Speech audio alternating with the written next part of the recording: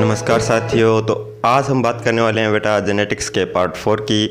तो पिछले लेक्चर के अंदर मैंने आपको बता दिया था कि हिस्ट्री क्या थी रही होगी जेनेटिक्स की, ठीक है। तो आज हम मेंडल को ही पढ़ेंगे। भी पहले मेंडल की थोड़ी बहुत डिस्कस किया था मेंडल को, और आज हम पूरा मेंडल को पढ़ने वाले हैं। तो मेंडल की अगर मैं बात करूँ तो मेंडल जी ने क्या किया कि परिकल्पनाएं दी थी अपनी 3। किस आधार पर दी थी? इन्होंने मोनो हाइब्रिड क्रॉस के आधार पर दी थी, यानी कि एक लक्षण की वंशागति के आधार पर इन्होंने क्या दिया था अपना, ये 3 परिकल्पनाएं दी थी। इन्होंने क्या किया बेटा कि 14 प्योर लाइन्स पहले प्राप्त की। 14 प्योर लाइन को प्राप्त करने का मतलब क्या हुआ कि इन्होंने एक प्लांट लिया मटर का, उसके अंदर बार बार क्या कराए, सेल्फिंग कराई। तब तक सेल्फिंग कराते गए जब तक सभी के सभी लंबे या सभी के सभी बोने, यानी कि रेशियो क्या हो गया, वो टोटली लंबे थे, बोना एक भी नहीं हुआ, ठीक है। और टोटली सारे के सारे बोने लंबा एक भी नहीं हुआ। तो उन प्लांट्स को उन्होंने कह दिया ये शुद्ध लंबे हैं, ये शुद्ध बोने हैं, यानी कि इनको आगे उगाओगे तो ये लंबे ही पैदा होंगे और इनको आगे उगाओगे तो ये बोने ही पैदा होंगे। तो उन्होंने उनको क्या कह दिया, प्योर लाइन कह दिया, ठीक है। प्योर लाइन प्राप्त करने के बाद में उन्होंने 2 पेरेंट्स को चुना, 2 प्योर लाइन को चुना, एक शुद्ध लंबे वाले को, एक शुद्ध बोने वाले को चुना, और दोनों का क्या करा दिया बेटा, क्रॉस करवा दिया। यानी कि जो मैंने विभूषण करवाया था कल, ठीक है, परागणों को, अवांछित पर परागण को रोकने के लिए, है ना। तो उन्होंने क्या किया, दोनों का आपस में क्या कराया, क्रॉस करवाया। क्रॉस कराने के दौरान F1PD प्राप्त की। F1PD में सारे के सारे लंबे थे, सबके सब क्या थे, लंबे थे। और F1PD में सेल्फिंग करवाई तो 3:1 का रेशियो आया, यानी कि 3 लंबे 1 बौना पैदा हुआ, ठीक है। ये बात हुई। तो इसके आधार पर उन्होंने 3 परिकल्पनाएं दी। पहली परिकल्पना यह कही कि लक्षणों का जो निर्धारण है वो विभक्त या स्थायी इकाइयों के द्वारा होता है, जिन्हें उन्होंने फैक्टर का कारक कहा। क्योंकि मेंडल को यह पता नहीं था कि वास्तविकता में जीन क्या होता है, उनको नहीं पता था, भी जीन के बारे में उनको कोई ज्ञान नहीं था। उन्होंने कहा कि भाई कोई भी लक्षण है उसके लिए कोई ना कोई एक स्थायी इकाई होती है, ठीक है, और वो स्थायी इकाई ही निर्धारण करती है लक्षण की वंशागति का, ठीक है। लेकिन उनका उस इकाई का ना तो भौतिक स्वरूप पता था और ना ही इसके बारे में उनको रासायनिक संगठन पता था। तो ये क्या हो गया, एक काल्पनिक हो गया। क्या हो गया, फैक्टर क्या हो गया, एक काल्पनिक हो गया। इसकी वजह से मेंडल थोड़ा सा फ्लॉप हो गया था, ठीक है। लेकिन बात उनकी बिल्कुल सही थी। आज हम इस कारक को जीन कहते हैं, ठीक है। मेंडल उस समय बहुत आगे था, उसकी सोच बहुत आगे थी। तो युग्मक फैक्टर हो गए। और फैक्टर जो है वो कहता है कि जोड़ों में रहते हैं, और प्रत्येक फैक्टर जो है यानी प्रत्येक कारक जो है वो पेरेंट से आता है, ठीक है। दोनों पेरेंट से एक एक आता है। जैसे मान लो कैपिटल टी है, तो एक कैपिटल टी तो पिताजी से आया, एक कैपिटल टी आया माताजी से, तो यानी दोनों कारक जो है वो पेरेंट से आते हैं एक एक। दूसरी परिकल्पना उन्होंने की कि असमान प्रकार के कारकों के जोड़े में, एक समान प्रकार के कारकों के जोड़े में दोनों में से सिर्फ एक ही अपने आप को प्रदर्शित करता है, दूसरा अपने आप को प्रदर्शित नहीं कर पाता है। जो प्रदर्शित करता है उसे उन्होंने कहा ये डोमिनेट है, ये प्रभावी कारक है, और जो प्रदर्शित नहीं कर पाता वो अप्रभावी होता है, वो रिसेसिव होता है, ठीक है। ये बात कही। और दोनों को आज वर्तमान समय में इन दोनों परिकल्पनाओं को मिलाकर हम कहते हैं प्रभाविता का नियम। तो प्रभाविता का नियम कहता है कि जो F1PD में अपने आप को शो करता है, दर्शाता है, उसे कहते हैं हम प्रभावी, और जो F1PD में अपने आप को दर्शा नहीं पाता उसे कहते हैं अप्रभावी, ठीक है। बाद में परिकल्पना नंबर 3 उन्होंने दी। उन्होंने कहा कि असमान प्रकार के जोड़े के अंदर दोनों कारक जो हैं वो एक दूसरे से मिश्रित नहीं होते हैं। ये एक दूसरे के साथ क्या नहीं होते, मिश्रित नहीं होते। और प्रत्येक जोड़े में सिर्फ एक ही कारक, युग्मक के कारकों के प्रत्येक जोड़े में सिर्फ एक ही कारक पाया जाता है, अर्थात प्रत्येक युग्मक कारकों के प्रत्येक जोड़े के केवल एक कारक के लिए शुद्ध होता है। यानी कि जब युग्मक का निर्माण होता है, जब हम पेरेंट्स से 2 पेरेंट्स से दोनों पास तो 2 कारक है ना जोड़े में, लेकिन जब युग्मक बनता है, तो युग्मक दोनों में से एक ही आता है, दोनों में से एक ही आता है। और युग्मक जो होता है वो बिल्कुल शुद्ध होता है, मिश्रित तो हुआ नहीं पहले। तो कैपिटल टी आएगा तो कैपिटल टी युग्मक है, स्मॉल टी युग्मक है, तो ये दोनों क्या है, शुद्धि तो है ना। तो इसे शुद्धता का नियम भी कहते हैं, इसे विसंयोजन का भी नियम कहते हैं। और इस नियम का कोई अपवाद नहीं है, इस नियम का कोई भी अपवाद नहीं है, इसीलिए इसे ट्रूथ ऑफ बायोलॉजी कहा जाता है, यूनिवर्सल ट्रूथ ऑफ बायोलॉजी भी कहा जाता है। अब हम बात कर लेते हैं इन लक्षणों की डिटेल में। अब जो ये परिकल्पनाएं आई, तो परिकल्पनाओं में दो परिकल्पनाओं को मिलाकर तो हमने कह दिया प्रभाविता का नियम, इसे हमने कह दिया विसंयोजन का नियम।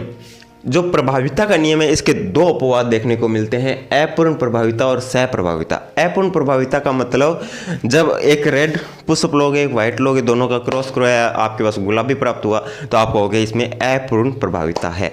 प्रभावी लक्षण थोड़ा बहुत रेड का है, रेड और पिंक एक जैसे से है ना, इसीलिए इसे कहेंगे हम अपूर्ण प्रभाविता।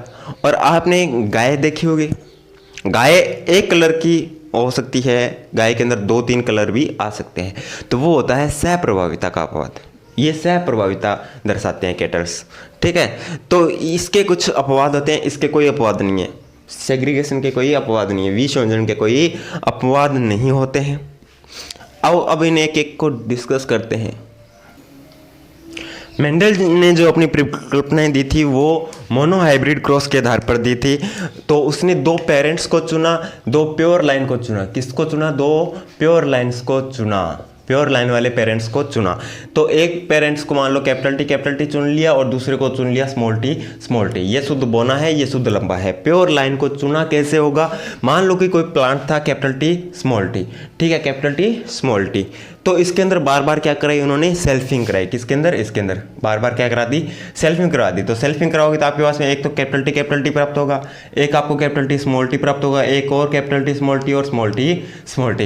इसीलिए कहते हैं जब आप सेल्फिंग कराते हो बार बार या निकट संबंधियों के बीच में क्रॉस कराते हो तो समयुग्मजता बढ़ती है। देखो यहाँ पर समयुग्मज कितने थे? एक भी नहीं था। जब क्रॉस करवाया था उस समय तो एक भी नहीं था। जब इनके आगे जनरेशन को देखा, F1 पीढ़ी को, मतलब F1 पीढ़ी या फिर इसकी जो आगे वाली जनरेशन है अगली पीढ़ी को देखा सेल्फिंग कराने के बाद में, तो देखो 2 समयुग्मजी जीव पैदा हो गए, है ना। तो समयुग्मजता बढ़ी कि नहीं बढ़ी? एक पॉइंट तो ये क्लियर हो गया कि इनब्रीडिंग कराने से इनब्रीडिंग डिप्रेशन होता है, यानी कि समयुग्मजी जीवों की संख्या बढ़ जाती है, समयुग्मजता बढ़ जाती है, जिससे गुणवत्ता कम हो जाएगी। इसकी गुणवत्ता कम हो गई कि नहीं होगी?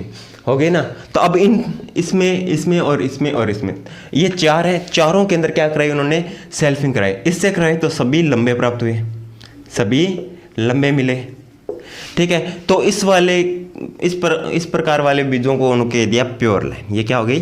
प्योर लाइन हो गई, ठीक है। और इससे जब सारे के सारे सेल्फिंग कराने के बाद, मतलब खुद के साथ ही सब परागण कराने के बाद में क्या मिले? सबके सब बोने मिले, सभी बोने थे, तो ये भी एक प्योर लाइन हो गई, ठीक है। और इनसे जो क्रॉस करवाया, इनका जो सेल्फिंग करवाई, तो वापस ये रिजल्ट आ गया, है ना। तो इस तरह से तो इन्होंने पहले तो प्योर लाइन को प्राप्त किया। अब प्योर लाइन प्राप्त करने के बाद एक को तो चुन लिया उन्होंने फादर, एक को चुना उन्होंने फादर, एक को चुन लिया मदर, ठीक है। और उसके बाद में मदर वाले में पुकेसरों को काट दिया, फिर उसकी बैगिंग कर दी, बैगिंग कर दी। जो वो परिपक्व हो गया तो इन दोनों के बीच में क्या करा दिया उन्होंने? सब परागण करा दिया। तो इन दोनों के बीच में क्या कराया उन्होंने? क्रॉस करवाया। क्रॉस कराने के बाद देखो अब मेंडल की थ्योरी क्या कहती है? कारक जो होते हैं वो जोड़ों में होते हैं। ये दोनों जोड़ों में हैं, ठीक है। कारक क्या होते हैं? जोड़ों में होते हैं। और प्रत्येक ये वाली आप आगे समझाऊंगा। कारक क्या होते हैं बेटा? जोड़ों में होते हैं, ये रे जोड़ों में, ठीक है। ये लक्षणों का क्या करते हैं? वंशागति दर्शाते हैं। तो इनमें क्या होगा? सेग्रीगेशन होगा। सेग्रीगेशन का मतलब विसंयोजन होगा, विसंयोजन होगा, यानी कि ये दोनों आपस में क्या मिश्रित नहीं है, आपस में मिश्रित नहीं है, ये अलग अलग ही हैं। अलग अलग होंगे तो क्या बनाएंगे बेटा? ये वाले कैपिटल टी युग्मक बना लिया, कैपिटल टी युग्मक बना लिया, है ना।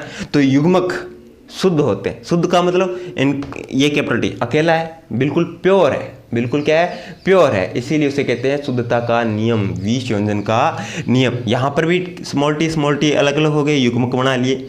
अब इनका हो जाएगा बेटा क्रॉस। क्या हो जाएगा? क्रॉस। क्या आएगा? Capital T small T. इसका इसके साथ क्या आएगा? Capital T small T. इसका इसके साथ capital T small T, capital T small T. तो सबके सब कैसे लंबे? सबके सब क्या हुए? लंबे प्राप्त हुए। ये F1 पीढ़ी होगी। सबके सब कैसे प्राप्त हुए? मुझे लंबे पौधे प्राप्त हुए। ये मेंडल का मोनोहाइब्रिड क्रॉस था, जिसमें सबके सब क्या F1 पीढ़ी में सबके सब पौधे क्या है? लंबे है। तो इसके अंदर देखो, तो यहाँ से उसने तीनों परिकल्पनाएं दी। उसने कहा कि कोई भी जो कारक है वो युग्मक मतलब युग्मों में होता है, यानी जोड़ों में पाया जाता है, ये लो जोड़ों में पाया जाता है। फिर उन्होंने कहा कि जो कारक जो है वो एक दूसरे में मिश्रित नहीं होते, वो युग्मक का निर्माण करते हैं, तो वो बिल्कुल शुद्ध होते हैं। तो देखो शुद्ध है कि नहीं, शुद्ध है। और एक कारक आता है पेरेंट्स मतलब पिताजी से और एक आता है माताजी से। तो देखो इसमें एक आया पिताजी से, एक आया माताजी से, एक पिताजी से, एक माताजी से, एक पिताजी और एक माताजी से आया, बात सही होगी उसकी। फिर उन्होंने कहा कि F1PD, उन्होंने कहा कि दोनों कारकों में से एक कारक ही अपने आप को प्रदर्शित करेगा असमान प्रकार के युग्मों में। ये असमान प्रकार के युग्म है, ठीक है। इनके अंदर देखो कि एक ही कारक अपने आप को शो करेगा, क्योंकि उन्होंने F1PD में देखा कि सबके सब लंबे थे। तो क्या कारण रहा होगा कि बोने वाला कैरेक्टर प्रदर्शित नहीं हुआ, लंबे वाला प्रदर्शित हो गया। तो उन्होंने कहा कि एक कारक प्रदर्शित होता है वो डोमिनेट होता है, जो कारक प्रदर्शित नहीं होता है वो क्या होता है, रिसेसिव होता है। इस आधार पर उन्होंने क्या दिया था भाई, अपना मोनोहाइब्रिड क्रॉस बताया था। फिर उन्होंने कहा कि F1PD का कैपिटल T स्मॉल टी और कैपिटल T स्मॉल टी, इसमें करा दी सेल्फिंग, यानी कि जो बच्चे पैदा हुए या ये जो बीज आए उनके क्या कराए, उन्होंने सेल्फिंग करवाई। सेल्फिंग करवाने में फिर वही बात, सेग्रीगेशन होगा, युग्मक बनेंगे अलग अलग, युग्मक बनेंगे अलग अलग, युग्मक बन गए अलग अलग युग्मक बने। तो क्या होगा भाई, capital T capital T small T,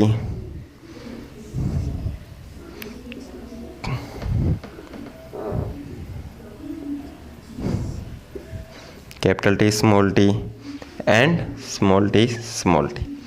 देखो फिर उन्होंने F2PD को प्राप्त किया। किसको प्राप्त किया, F2PD को। F1PD के अंदर सेल्फिंग करवाया। सेल्फिंग करवाने का मतलब एक समान, बिल्कुल ही एक ही पुष्प लिया, उसके अंदर क्या हो गया, सब परागण करवाया, सब परागण से इन्होंने F2PD को प्राप्त किया। F2PD को प्राप्त करने का मतलब यहाँ ये हो गया कि इसके देखो दो युग्मक बनेंगे, कैपिटल T और स्मॉल टी। अब इनका होगा क्रॉस, तो क्रॉस होगा, देखो ये लंबा है, ये भी लंबा होगा, ये भी लंबा होगा, लेकिन इसके अंदर कैपिटल T है ही नहीं। अप्रभावी जो होगा वो समयुग्मजीय अवस्था के अंदर ही प्रदर्शित होता है। इससे ये रिजल्ट बता सकते हैं कि समयुग्मजीय अवस्था के अंदर ही, समयुग्मजीय अवस्था के अंदर ही सिर्फ और सिर्फ ये लक्षण प्रकट होगा, कौन, रिसेसिव वाला, ठीक है। तो इसमें इन्होंने रिजल्ट दिया कि इसका जो जीनोटाइप है, जीनोटाइप मेंडल का मोनोहाइब्रिड क्रॉस के अंदर जीनोटाइप क्या रहा होगा। तो देखो कैपिटल T कितना है, एक है, कैपिटल T स्मॉल टी कितना है, दो हैं, और कैपिटल T स्मॉल टी कितने हैं, एक है। और फिनोटाइप का मतलब जो बाहर से देखने पर पता लगे वही फिनोटाइप होता है। तो लंबे कितने हैं, तीन है, और बोना कितना है, एक है, ठीक है, बोना कितना है, एक है। तो ये था मोनोहाइब्रिड क्रॉस, मेंडल के द्वारा कराया गया मोनोहाइब्रिड क्रॉस। ये मेंडल ने, हाँ भाई, अब हम बात करते हैं बेटा मेंडल के चौथी परिकल्पना की, यानी कि स्वतंत्र अपव्यूहन का नियम। मेंडल की जो चौथी परिकल्पना थी उसे बाद में क्या कहा गया था, स्वतंत्र अपव्यूहन का नियम कहा गया था। तो मेंडल ने क्या किया बेटा, एक साथ दो कैरेक्टर्स की वंशागति का अध्ययन किया। दो लक्षणों की एक साथ में वंशागति का अध्ययन करना क्या कहलाता है, डाइहाइब्रिड क्रॉस कहलाता है। उन्होंने क्या किया कि टॉल और राउंड वाले प्लांट लिए और डॉर्फ एंड रिंकल्ड वाले प्लांट ले लिए, यानी कि लंबे और गोल और बोने एंड जुरीदार वाले प्लांट लिए। दोनों के बीच में कराया क्रॉस कराने से मिले उन्हें टॉल एंड राउंड वाले F1PD प्राप्त हो गई। बताओ इसके अंदर अगर इसकी बात करूँ, इसके अंदर युग्मक क्या बन सकता है, कैपिटल T कैपिटल R बन सकता है, इसमें स्मॉल t स्मॉल r ही बन सकता है, इसके अलावा कोई भी युग्मक नहीं बनेगा। तो इससे ये बना। अब इसके अंदर वो कराएंगे बेटा सेल्फिंग कराएंगे, तो एक को तो मतलब माताजी लेना पड़ेगा, एक को पिताजी लेना पड़ेगा। अब क्या होगा देखो, तो इनके युग्मक कैपिटल T के साथ कैपिटल R आ सकता है, या कैपिटल T के साथ स्मॉल r आ सकता है, या स्मॉल t के साथ कैपिटल R आ सकता है, या स्मॉल t के साथ स्मॉल r आ सकता है। चार प्रकार के युग्मक बन सकते हैं। ऐसे ही पिताजी के अंदर भी चार प्रकार के युग्मक बन जाएंगे। युग्मक बनने के बाद में आप जब इनका क्रॉस करोगे, जब आप इनका क्या करोगे, क्रॉस करोगे, तो 16 संभावनाएं बनती है। कितनी संभावनाएं बनती है बेटा, 16 संभावनाएं बनती हैं। जब उसने ये करवा के देखा तो उसने देखा, इसका फिनोटाइप चेक किया। क्या किया, इसका फिनोटाइप चेक किया। तो फिनोटाइप के अंदर क्या हुआ बेटा, फिनोटाइप उन्होंने कहा, देखा कि गोल और कैसे, गोल और लंबे, गोल भी हों और लंबे भी हों, ऐसे देखा। तो गोल और लंबे कितने प्राप्त हुए हुए इनमें, उनको 9 ऐसे थे जो गोल भी थे और लंबे भी थे। चेक कर लो, ये कैसा है, गोल और लंबा, ये भी गोल और लंबा, ये भी गोल और लंबा और गोल और लंबा। इसके अंदर देखो गोल और लंबा, गोल और लंबा, कितने हो गए, 4 और 2 ये 6 हो गए, 6 और ये 7, ठीक है, ये वाला 8 और ये वाला 9 तो हो गए। फिर उन्होंने देखा कि गोल और झुर्रीदार देखते हैं, क्या देखते हैं, गोल और झुर्रीदार, गोल हो सॉरी गोल और झुर्रीदार तो कैसे हो सकते हैं, गोल और बोने, बोनों के लिए क्या चाहिए मुझे, स्मॉल टी चाहिए। तो चेक कर लो स्मॉल टी कहाँ है, एक ये रहा, एक ये रहा स्मॉल टी, एक ये रहा, 3 चांसेस हैं कि वो गोल हो और कैसे हो, बोने हो, गोल और बोने हो। फिर उन्होंने देखा कि नहीं, मुझे झुर्रीदार चाहिए, झुर्रीदार हो, सिर्फ क्या हो, झुर्रीदार हो और लंबे हो। तो झुर्रीदार और लंबे देखने के लिए मुझे स्मॉल आर चाहिए। तो ये रहा एक, तो ठीक है, एक ये रहा और कहाँ है, एक ये रहा, 3 चांस ये हो गए भी, 3 ये हो गए कि जो कैसे थे, कि जो झुर्रीदार थे और लंबे थे। अब झुर्रीदार भी हो और बोना भी हो तो एक ही प्रोबेबिलिटी थी, वो ये थी। ये उसे क्या मिला भाई, फिनोटाइप मिला, लक्षण प्रारूप मिला मेंडल को।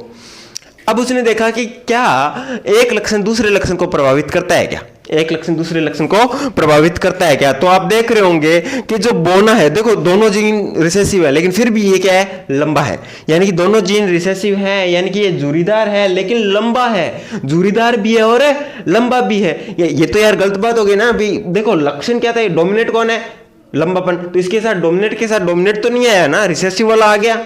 तो ऐसा कोई जरूरी नहीं है कि डोमिनेट होगा उसके सारे लक्षण क्या होंगे, डोमिनेट होंगे। तो मेंडल ने कहा कि एक लक्षण की वंशागति दूसरे लक्षण की वंशागति को प्रभावित नहीं करती है। इसी को आगे चलकर हमने स्वतंत्र अपव्यूहन का नियम कह दिया। लेकिन उसका आधार फिर इसने ये बनाया कि इसमें चेक किया, इसमें क्या किया, चेक किया कि लंबे कितने। तो लंबे देखो 1 2 3 4, फिर 5 6 7 8 9 10 और 11 और 12 प्लांट्स क्या थे, लंबे थे। और बोने कितने थे, बोने देखो कितने, 1 2 3 और 4 बोने थे। अनुपात चेक किया तो ये आया 3:1, 3:1 आया। अरे यार ये क्या हो गया, जब मैंने हाइट के लिए यानी कि टॉल और ड्वार्फ का क्रॉस करवाया था मोनोहाइब्रिड क्रॉस के अंदर, तब मैंने फिनोटाइप चेक किया था, तब भी मेरे पास कितना आया था, 3:1 आया था। और अब भी मेरे पास कितना आ रहा है, 3:1 आ रहा है। तो इस आधार पर मेंडल ने अपनी चौथी परिकल्पना दी कि एक लक्षण की वंशागति पर दूसरे लक्षण की वंशागति का कोई प्रभाव नहीं पड़ता है। और ये उसने कह दिया स्वतंत्र अपव्यूहन का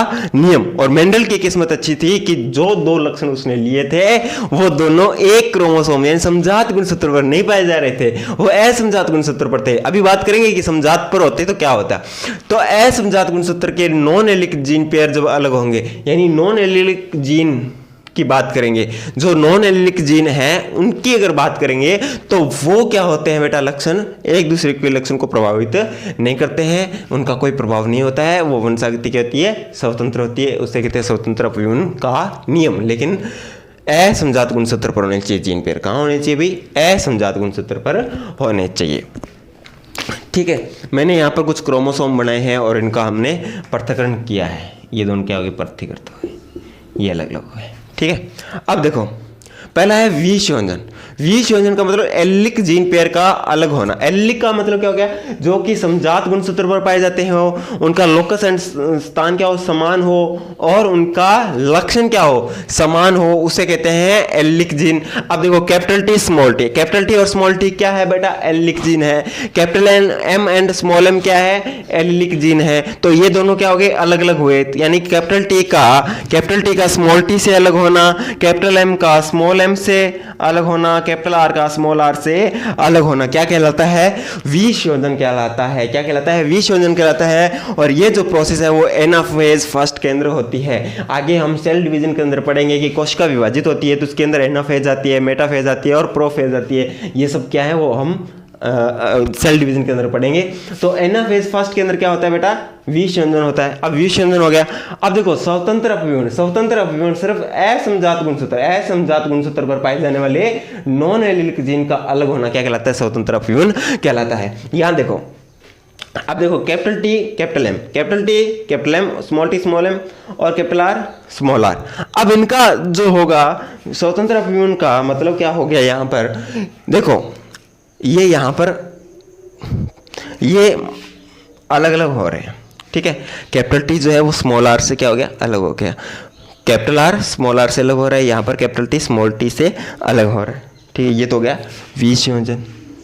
लेकिन ये जब ये जोड़ों के अंदर यहाँ पर पाए जा रहे थे एक बॉडी के अंदर, ठीक है। अब यहाँ पर युग्मक जब निर्माण हो रहा था, देखो कैपिटल टी का कैपिटल आर से, ये देखो ये समजात गुणसूत्र है, ये दोनों आपस में क्या है, समजात गुणसूत्र है। ये दोनों क्या है, ये दोनों आपस में क्या है, असमजात गुणसूत्र है। ये दोनों आपस में क्या है, असमजात गुणसूत्र है। और असमजात गुणसूत्र के अंदर अलग होना जीन पेयर का, यानी कि कैपिटल टी का कैपिटल आर से अलग होना और कैपिटल टी का स्मॉल आर से अलग होना, या कह दो कि यहां पर ये भी कह सकते हो कैपिटल एम का आर से अलग होना क्या कहलाता है, स्वतंत्र अपव्यूहन कहलाता है। यानी कि इनका अलग होना क्या होता है बेटा, स्वतंत्र अपव्यूहन होता है,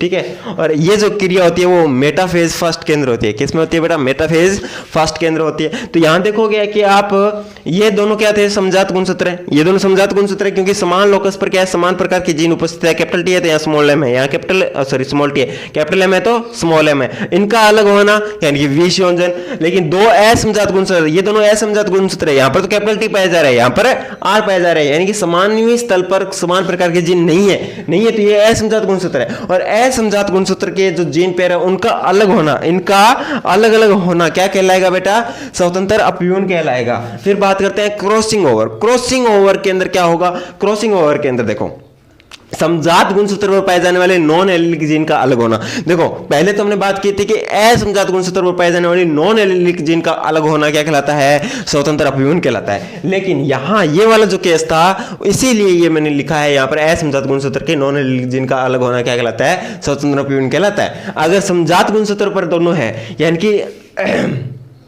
अगर मैं बात करूं कि समजात गुणसूत्र पर क्या है, दोनों उपस्थित है, कौन, कैपिटल टी का कैपिटल एम से अलग होना। देखो प्रोफेज फर्स्ट केंद्र होता है क्रॉसिंग ओवर, किस केंद्र होता है, प्रोफेज फर्स्ट केंद्र पर। तो कैपिटल टी का इस एम से अलग होना, इससे स्मॉल एम से अलग होना क्या कहलाएगा, क्रॉसिंग ओवर कहलाएगा। और ऐसा कब होता है, प्रोफेज के अंदर फर्स्ट के अंदर होता है। किसमें होता है, प्रोफेज फर्स्ट की काइटिन अवस्था में होता है। अब समझ में आ गए होंगे तीनों शब्द, वियोजन, स्वतंत्र अपव्यूहन और क्रॉसिंग ओवर। तो देखो यहाँ पर देखो कैपिटल टी कैपिटल एम से अलग नहीं हो रहा है, यानी कि स्वतंत्र नहीं हो रहा। कैपिटल टी कैपिटल एम के साथ ही आएगा, यानी कि कैपिटल टी कैपिटल आर के साथ ही आएगा और स्मॉल टी स्मॉल आर के साथ ही आएगा। तो युग्मक तो दो ही बनेंगे, ये दो तो बनेंगे नहीं। तो क्या ये डाई हाइब्रिड क्रॉस होगा, फिर उसमें नहीं होगा, ऐसा अनुपात वहां पर देखा नहीं जाएगा अगर वो समजात गुणसूत्र पर है। किस पर है, समजात गुणसूत्र है। इसीलिए मैंने बोला असमजात गुणसूत्र के नॉन एलिलिक जीन के का क्या होता है, स्वतंत्र अपव्यूहन होता है। एक लक्षण की वजह से दूसरे लक्षण को प्रभावित नहीं करती है। यहां देखो फिर से समझा रहा हूं, कैपिटल टी का स्मॉल टी से अलग होना विसंयोजन हो गया, यानी सेग्रीगेशन हो गया, पृथक्करण हो गया, ठीक है। कैपिटल टी का कैपिटल आर से अलग होना स्वतंत्र अपव्यूहन हो गया, क्योंकि कैपिटल टी इस क्रोमोसोम पर है, कैपिटल आर इस पर है, यानी कि इन दोनों में से कोई भी क्रोमोसोम आ सकता है। जरूरी नहीं है कैपिटल टी कैपिटल आर के साथ, ये जरूरी नहीं है कि कैपिटल टी स्मॉल आर के साथ भी आ सकता है, कैपिटल टी कैपिटल आर के साथ भी आ सकता है, ठीक है। लेकिन कैपिटल टी कैपिटल एम के साथ ही आएगा, क्यों, क्योंकि ये समजात गुणसूत्र पर है। कैसे है, समजात गुणसूत्र पर है। और कैपिटल टी का स्मॉल एम से अलग होना क्या होगा, क्या होगा, अरे क्रॉसिंग ओवर, क्या होगा, क्रॉसिंग ओवर होगा। तो इस तरह से मेंडल ने अपने तीनों नियमों को समझाया। प्रथम नियम प्रभाविता का नियम, दूसरा नियम कौन सा था, हाँ पृथक्करण का नियम, तीसरा कौन है, स्वतंत्र अपव्यूहन का नियम। प्रभाविता का नियम में उसने कहा क्या, दो कारक जो होते हैं वो जोड़ों में होते हैं और जोड़ों के अंदर एक कारक अपने आप को प्रदर्शित करता है, जो प्रदर्शित करता है उसे डोमिनेट कहते हैं, जो प्रदर्शित नहीं करता है उसे रिसेसिव कहते हैं, ठीक है। ये प्रभाविता का नियम हो गया। दूसरा नियम पृथक्करण का नियम। पृथक्करण के नियम में ये कहा उसने कि जो कारक जो है वो प्रत्येक कारक का जो जोड़ा है उसमें प्रत्येक कारक जो है वो एक एक पिताजी से आता है, मतलब एक एक माता पिता से आता है, ठीक है। ये कहा, यानी कि कारक जो है वो पृथक्करण होकर युग्मक का निर्माण करते हैं और युग्मक जो होते हैं वो शुद्ध होते हैं, इसीलिए इसे शुद्धता का नियम भी कहते हैं। तीसरा नियम स्वतंत्र अपव्यवन, यानी कि अगर दो लक्षणों के एक साथ अध्ययन करूं तो एक लक्षण दूसरे लक्षण की वंशागति पर प्रभाव नहीं डालते, अगर वो कौन है, किस पर उपस्थित है, असमजात गुणसूत्र के नॉन एलिलिक जीन की बात करें तो। ठीक है, और पृथक्करण के नियम का कोई अपवाद नहीं है। ठीक है, और हाँ, प्रभाविता के नियम के दो अपवाद, सह प्रभाविता और अपूर्ण प्रभाविता। ठीक है, उन दोनों अपवादों की मैं अब बात करूंगा आगे नेक्स्ट लेक्चर के अंदर। इस लेक्चर के अंदर आपको ये 3 शब्द समझ में आ जाने चाहिए, विषयोजन, स्वतंत्र अपव्यवन और क्रॉसिंग ओवर, और मेंडल की ये चौथी परिकल्पना जिसे हम तृतीय नियम भी कहते हैं वंशागति का, डाइहाइब्रिड क्रॉस आपको समझ में आ गया होगा अच्छे से। ठीक है, इसका जीनोटाइप मैं अगले लेक्चर में बता दूंगा, यहाँ पर लिखने के लिए जगह नहीं है। ठीक है, ओके, जीनोटाइप बना लेना यार, ये ऐसे कितने प्रकार के हैं, ये कितने प्रकार के हैं। ठीक है, बन जाएगा। Okay, thank you.